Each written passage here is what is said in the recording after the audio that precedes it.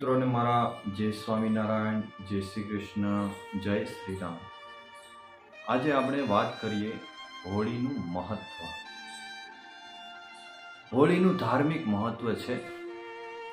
હિરણ્યકશ્યપુ નામે એક રાક્ષસ હતો. તેનો પુત્ર પ્રહલાદ એ ભગવાનનો પરમ ભક્ત હતો. હિરણ્યકશ્યપુને તે ગમતું નહોતું. તેણે પ્રહલાદને ભગવાનની ભક્તિ છોડી દેવા માટે કહ્યું, પરંતુ પ્રહલાદે ભગવાનની ભક્તિ એ છોડી નહીં.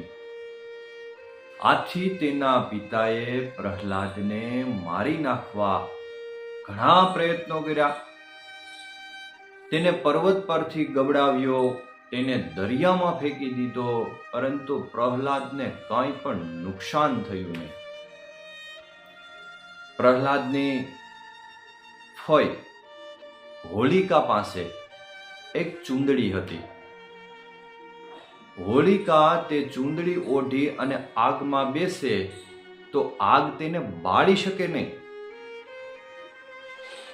પ્રહલાદને બાળી નાખવા માટે હોલિકા તેને પોતાના ખોળામાં લઈ અને બેઠી, પરંતુ પવનની લહેર આવતા એ ચૂંદડી ઉડી ગઈ અને હોલિકા બળી ગઈ.